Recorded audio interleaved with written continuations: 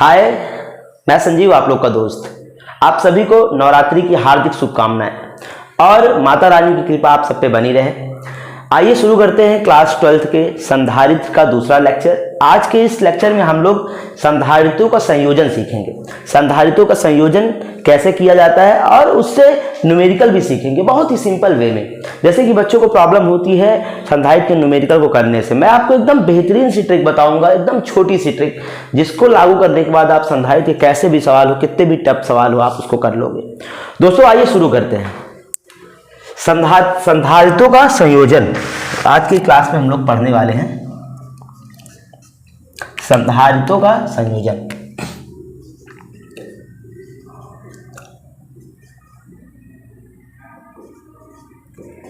संधारित्रों का संयोजन।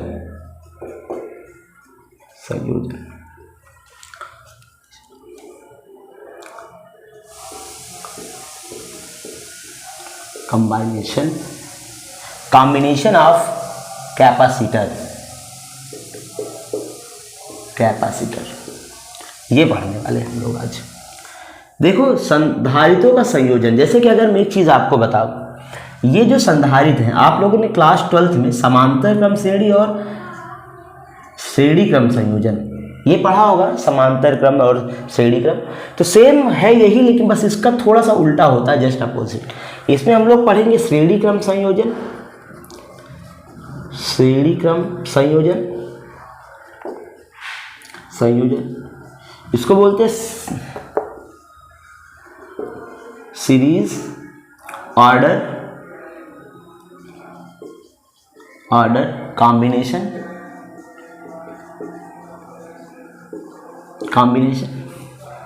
और होता है समांतर क्रम संयोजन। समांतर क्रम संयोजन इसको बोलते हैं पैरेलल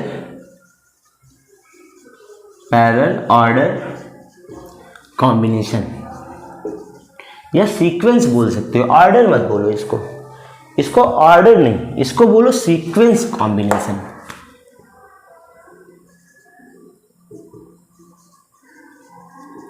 सीक्वेंस कॉम्बिनेशन ये सीक्वेंस से लगा होता है, ये ऑर्डर में लगा होता है, ठीक है। ये समझेंगे हम लोग। आइए सीखते हैं, बहुत ही आसान तरीके से इसको पढ़ाएंगे आप लोग। तो हेडिंग डाल दीजिए श्रेणी क्रम संयोजन। श्रेणी क्रम संयोजन। एक चीज समझो, इसमें जो संधारित्र होंगे वो एक के बाद एक लगे होंगे। इसमें जो होंगे, इसमें संधारित्र एक के बाद एक ऑर्डर में लगे होंगे, एक के बाद एक लगे होंगे, ठीक है। ऑर्डर जिसको बोलते हैं, ऑर्डर मतलब एक के बाद एक आएगा, ठीक है। जैसे यहाँ पे देखो, मान लो एक कैपेसिटर ये लगा है और मैंने बताया था आप लोग कि कैपेसिटर का साइन कुछ ऐसे होता है, ठीक है। यानी कि दो पैरेलल लाइनें होंगी और इसको बोलते हैं कैपेसिटर। मान लो ये C1 है, ये C2 है, ये C3 है, ठीक है। यहाँ पे कोई एक बैटरी लगा दो, ठीक। ये बन गया एक संधारित्र का सिस्टम पूरा का पूरा, ठीक है। होता क्या बेटा, ये प्लस सिरा, ये माइनस सिरा, यहाँ पे वोल्ट लगा होगा, प्लस सिरे से माइनस सिरे की ओर इलेक्ट्रॉन फ्लो होते हैं, तो इसी को बोलते हैं चार्ज, ठीक है। एक चीज़ समझेंगे, यहाँ पे क्या होता है ना बेटा, चार्ज तो सब पे समान होंगे, यानी आवेश जो होंगे बेटा, आवेश चार्ज ये सभी संधारित्रों पर एक समान होंगे। क्या होंगे बच्चा? एक समान होंगे, ठीक, एक समान होंगे। लेकिन विभव अलग अलग होता है। जैसे इसका विभव V1 हो जाएगा, ठीक, इसका विभव V2 हो जाएगा और इसका विभव हो जाएगा V3। आई बात समझ ये चीज़, ठीक है। इतना याद रखिएगा इसमें आराम से। यहाँ पे जो हम पढ़ेंगे बेटा, V बराबर क्या होता है, Q/C होता है, ठीक है। ये एक मास्टर फार्मूला पोटेंशियल के लिए। अगर मैं देखूँ बच्चा, यहाँ पे V1 बराबर क्या हो जाएगा, Q/C1 हो जाएगा, अच्छा, V2 बराबर क्या हो जाएगा, Q/C2 हो जाएगा, और V3 बराबर क्या हो जाएगा, Q/C3 हो जाएगा, है कि नहीं। ये चीज़ हमको पता है, हमको निकालना है टोटल पोटेंशियल यानी कुल विभव। क्या निकालना है, कुल विभव। अगर कुल विभव निकालेंगे तो V बराबर V1 plus V2 plus V3 हो जाएगा बेटा। याद देखो V की वैल्यू क्या रखना है, Q/C रख दो। V1 की वैल्यू क्या रखोगे, Q/C1 रखोगे, और V2 की वैल्यू Q/C2 रखोगे, और V3 की वैल्यू Q/C3 रखोगे। यहाँ देखो ये Q/C है, इस पूरे में क्या कॉमन दिख रहा है, Q कॉमन दिख रहा है ना, तो 1 क्या बचेगा, C1 plus 1/C2 plus 1/C3 बचेगा।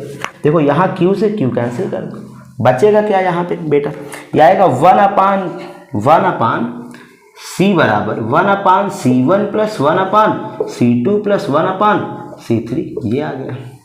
अच्छा, इसमें एक चीज़ समझो, थोड़ा सा एक एग्जाम्पल से एक चीज़ समझाते हैं इसमें आप लोग को। जैसे मान लो यहाँ मैंने एक एग्जाम्पल लिया, छोटा सा एग्जाम्पल लेते हैं, ठीक है।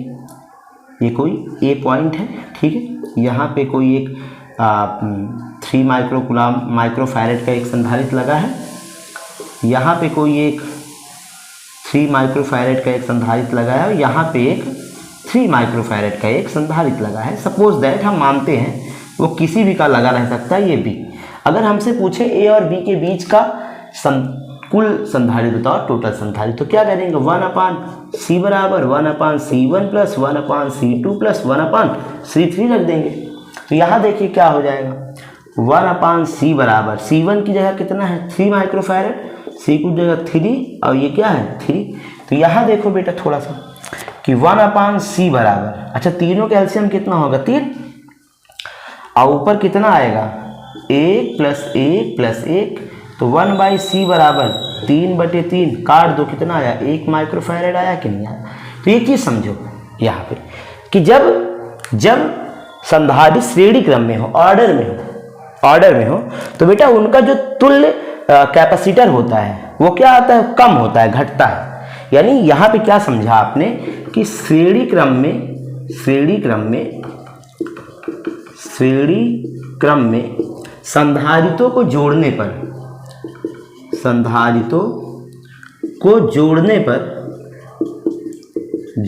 पर धारिता घटती है। धारिता क्या होती है, घटती है कि नहीं। समझ में आया कि नहीं आपको, एकदम आराम से। चलिए नोट करो, तो हम लोग समांतर क्रम संयोजन पढ़ते हैं बेटा, जल्दी कर लीजिए, ठीक है। वीडियो को रोको और नोट करो आराम से, ठीक। चलिए अब हम लोग पढ़ेंगे समांतर क्रम संयोजन, पैरेलल सीक्वेंस कॉम्बिनेशन, ठीक है, पैरेलल सीक्वेंस कॉम्बिनेशन, ठीक है। चलो आ जाओ, देखो अब यहाँ पे समझना इसको सीक्वेंस क्यों बोला गया। सीक्वेंस का मतलब होता है जैसे कि कोई एक पॉइंट पे, ठीक है, कोई एक पॉइंट है जिसपे कि कुछ ढेर सारे या कुछ भी संधारित्र क्या हो, ऐड हो, उसको बोलेंगे सीक्वेंस कॉम्बिनेशन, ठीक है। चलिए आइए इसको समझते हैं बहुत ही सिंपल तरीके से। आपको विश्वास ना हो, आप स्टार्टिंग से जाइए, मेरी वीडियो देखिए स्टार्टिंग कुछ वीडियो का हो सकता है क्वालिटी थोड़ा सा डाउन हो ना, लेकिन कोई नहीं, अगर थोड़ा मैनेज करोगे तो आगे की चीज़ें बहुत बेहतर मिलेंगी। अगर आपको बेहतर नंबर चाहिए तो क्लास 12th में, तो आप साइंस की पाठशाला संजीव सर को फॉलो करिए, यानी कि सब्सक्राइब करिए, और प्लीज़ वीडियो को देखिए, रुकिए, नोट करिए, मज़ा आएगा। आई बात समझ में। अगर मतलब इतनी बेहतरीन तरीके से आपको सीखने को मिलेगा यहाँ पे, बाकी कुछ नहीं, आप वीडियो देखो, खुद में खुद पता चल जाएगा, ठीक है। चलिए और अगर किसी बच्चे को, मैं बार बार कहता हूँ, किसी बच्चे को किसी भी टॉपिक में प्रॉब्लम होती है, प्लीज़ आप कमेंट करो, मैं उन टॉपिक पे वीडियो जरूर बनाऊंगा आपके लिए। और कुछ ही टाइम में मैं आपको जैसे कि क्वेश्चन बैंक है और जो भी सीरीज आती है मार्केट में, उन सारी सीरीज को एकदम बेहतरीन तरीके से पढ़ाने वाला हूँ। यानी कि उसमें जो इम्पोर्टेंट क्वेश्चन होंगे, जो कि बार बार आते हैं आपके बोर्ड एग्जाम के लिए इम्पोर्टेंट होंगे, वो सारी चीज़ें। और किसी दिन मैं आप लोग के लिए एक सेशन लेके आऊँगा, जिस सेशन में हम बात करेंगे सिलेबस की। देखो 2023 और 24 का जो सिलेबस है बेटा, वो अलग है थोड़ा सा, उसके हिसाब से हम लोग पढ़ेंगे। चलिए आइए समांतर क्रम संयोजन पढ़ते हैं। समांतर क्रम संयोजन, ठीक, समांतर क्रम संयोजन। इसमें क्या होता है ये समझो। जैसे कि कोई एक संधारित्र ये लगा है, कोई एक संधारित्र ये ऐसे है, ठीक, कोई एक संधारित्र ऐसे है, ठीक है, मान लेते हैं ये एक ही पॉइंट पे लगे हैं, ठीक है, ये जैसे ये लगा है, मान लो ये पॉइंट ए है, ये पॉइंट क्या है, बी है। यहाँ पे मान लेते हैं बेटा C1, C2 और C3 की धारिता है। ये हमने क्या लगा दिया, एक V वोल्ट की बैटरी लगा दी, ठीक, ये हमने क्या लगा दिया, V वोल्ट की बैटरी लगा दी। क्या होगा आप तो जानते हो अच्छे से। अच्छा, इसमें एक चीज़ समझना, ठीक है, इसमें देखो बेटा वो नहीं डिफरेंट होंगे चार्ज। जैसे यहाँ पे क्या है, यहाँ पे चार्ज Q1 हो जाएगा, यहाँ पे चार्ज Q2 हो जाएगा और यहाँ पे चार्ज Q3 हो जाएगा। यहाँ पे चार्ज Q, यहाँ पे चार्ज Q, यहाँ पे चार्ज Q हो जाएगा, ठीक है। यहाँ पे विभव जो होता है सबके लिए वो समान होता है, समझना।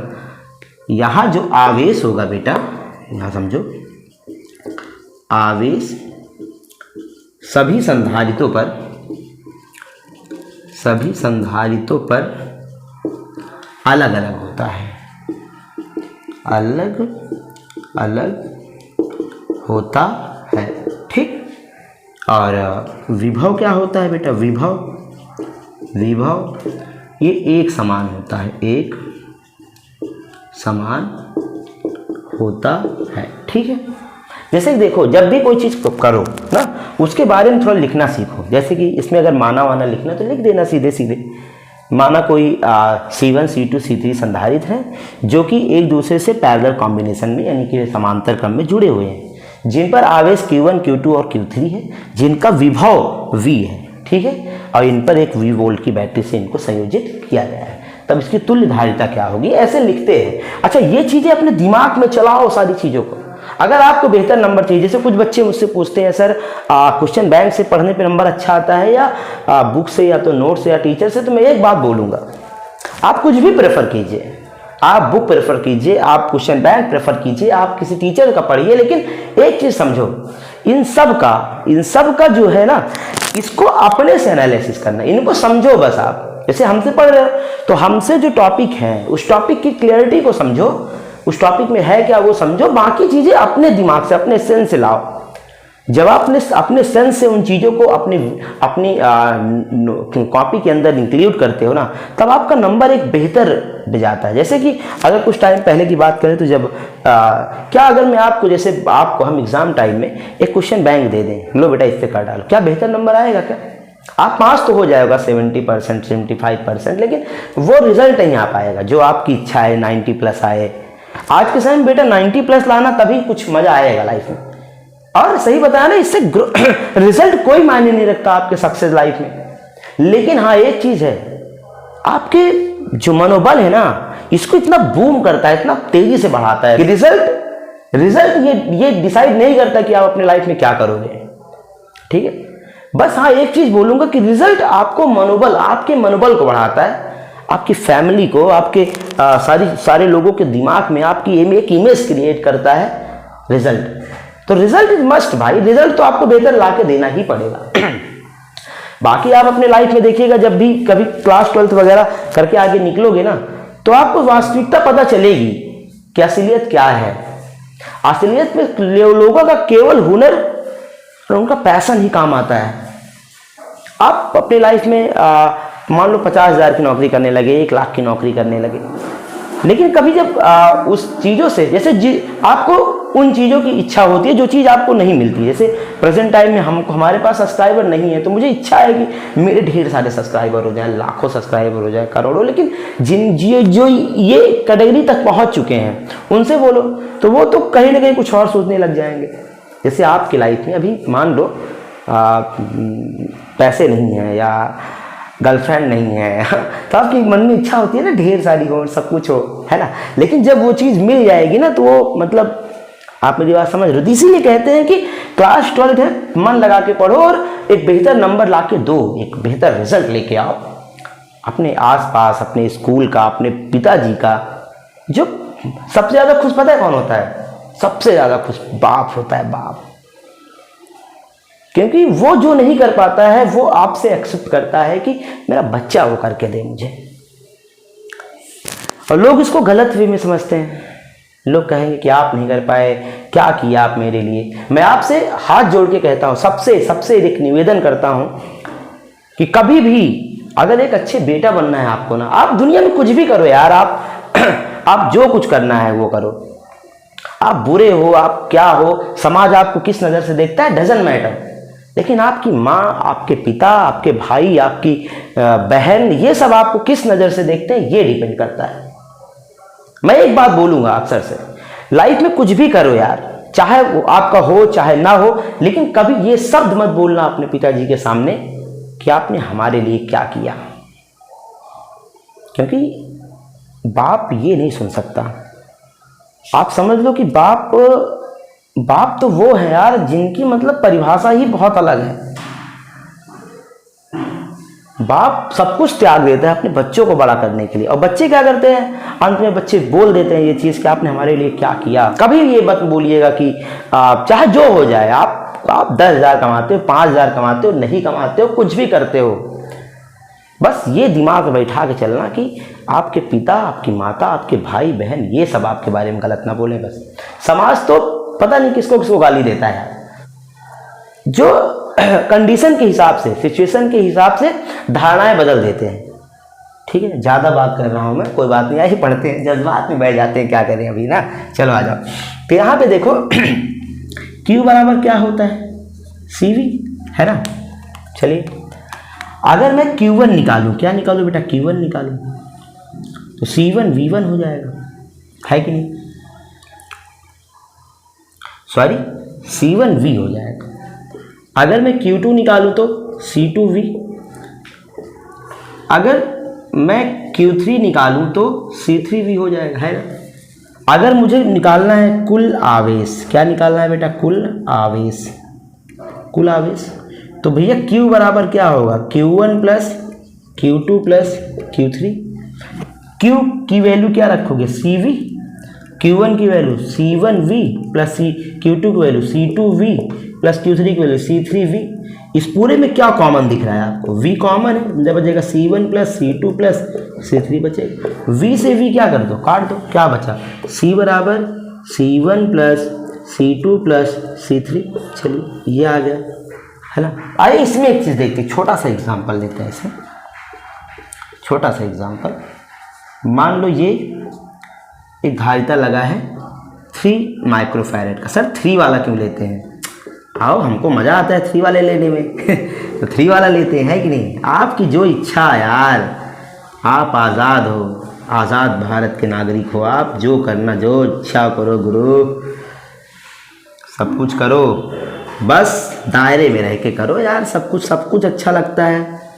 आप गलत नहीं हो, कोई भी चीज़ यहाँ पे गलत नहीं है, बस ध्यान रख के काम करो, कुछ गलत नहीं है, ठीक है, बस समझो बस। जैसे देखो यहाँ पे क्या है, हमको A और B के बीच का तुल्य धारिता निकालनी है, तो क्या हो जाएगा, यहाँ पे देखो बेटा, यहाँ पे, अच्छा मैं यहाँ पे कर देता हूँ, ठीक है, थोड़ा समझो कि C बराबर 3 माइक्रोफैरेड C1 और C2 प्लस C3 है, तो C बराबर 3 प्लस 3 प्लस 3 कितना हो जाएगा, 9 माइक्रोफैरेड आएगा। इसका मतलब क्या सीखा आपने इसका मतलब जब हम समांतर क्रम संयोजन में जोड़ते हैं, ऐड करते हैं संधारितों को, तो उनकी जो धारिता आती है, तुल्य धारिता, वो क्या होती है, बढ़ती है, वो ज़्यादा होती है कि नहीं। तो नोट में लिख लीजिएगा कि जब संधारितों को समांतर क्रम संयोजन में संयोजित किया जाता है तो उनकी धारिता क्या होती है, इंक्रीज होती है, बढ़ती है, ठीक है। चलो नोट कर लो इतना, फिर आओ इससे कुछ न्यूमेरिकल करते हैं, सीखते हैं न्यूमेरिकल कैसे किया जाता है, ठीक है। चलिए नोट कर दो बेटा,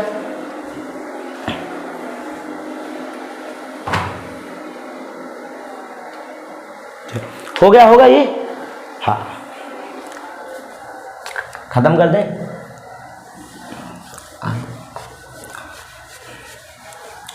बस मन लगा के पढ़ो, चीज़ों को समझने की कोशिश करो, बहुत अच्छे से पढ़ो। और सेकंड फिजिक्स में पढ़ा रहा हूँ, अगर आपको ज़रूरत है तो प्लीज़ जाइए, आप एक बार जाइए, पूरे विश्वास के साथ, पूरे कॉन्फिडेंस के साथ मैं कहता हूँ आपसे, आप वापस नहीं आओगे यार, आप पढ़ने लग जाओगे, बहुत मज़ा आएगा पढ़ने में। इतने सिंपल तरीके से मैं वहाँ पर सब चीज़ें करा रहा हूँ ना, पूरे YouTube में आपको नहीं मिलेगा कहीं भी। होंगे बहुत बड़े बड़े टीचर होंगे, बहुत अच्छा पढ़ाते होंगे, लेकिन मैं मैं ये नहीं कहता बहुत अच्छा पढ़ाता हूँ, लेकिन हाँ आपको जो चाहिए, आपको चाहिए एकदम सिंपल वे में, कुछ ज़्यादा लिखना ना पड़े। मैं दूंगा ना आपको यार, आपके सोचने की पावर को बढ़ा दूंगा मैं यार, बूस्ट कर दूंगा दोस्त। दिमाग की शक्ति बहुत बड़ी चीज़ है यार, इसको इंक्रीज करो गुरु, मज़ा आ जाएगा, है ना। चलो आइए एक सवाल करते हैं, एग्जाम्पल लेते हैं बहुत अच्छा सा। आपने ये ऐसे सवाल बहुत सारे देखे होंगे, ऐसे सवाल, एक मिनट,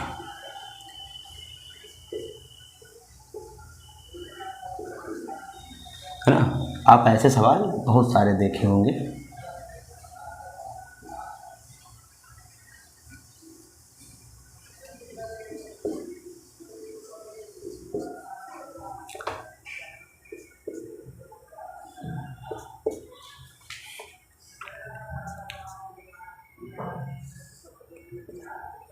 ठीक, ये मान लो ए है, ये मान लो बी है, ठीक है।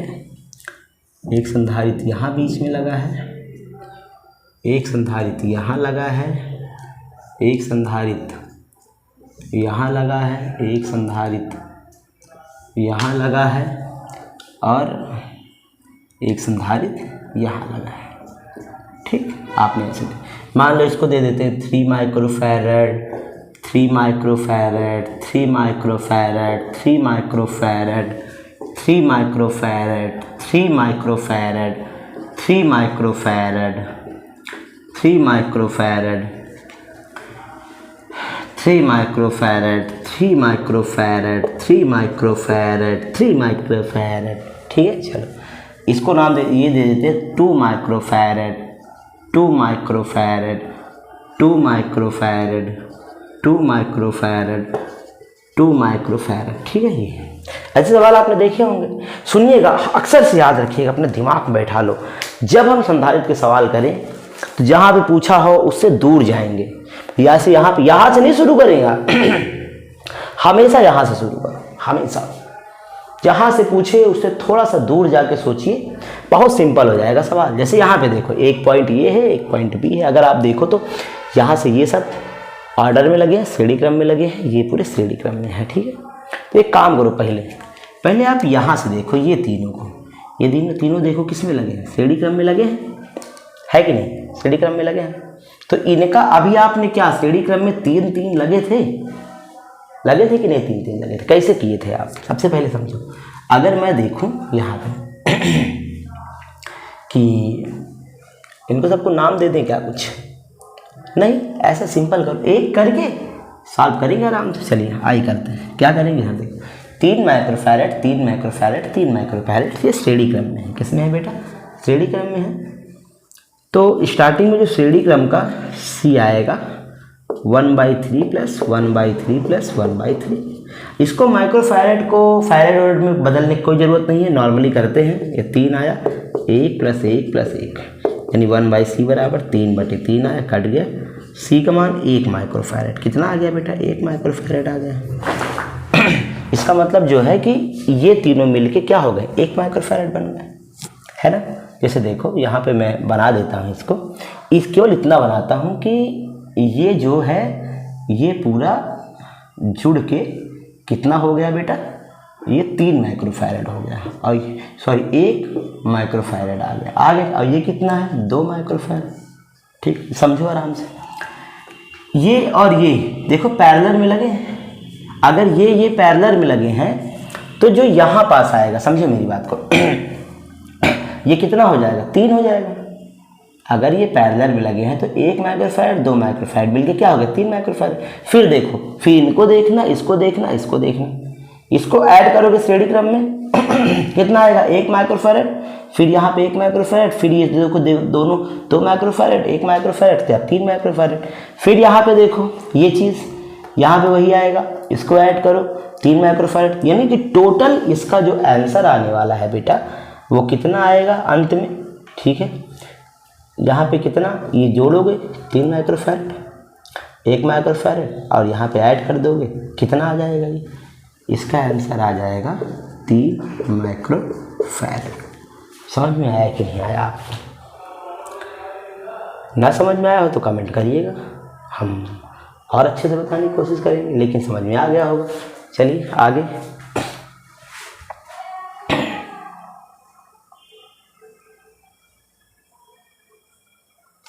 ठीक है, चलो नोट कर लीजिए इसको। और एक करते हैं, थोड़ा सा कर लो तो और करते हैं इसमें। ठीक, चलिए हो गया होगा आपका।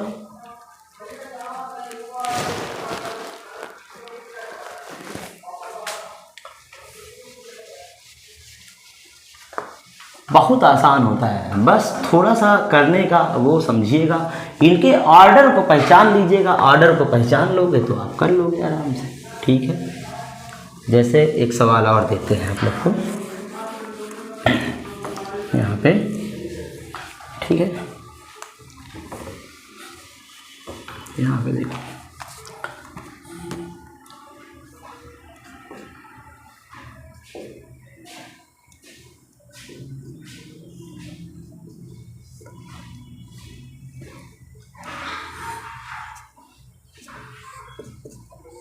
ये एक ट्रायंगल टाइप में बना है। ए है, ये बी है, ये सी है। ठीक है,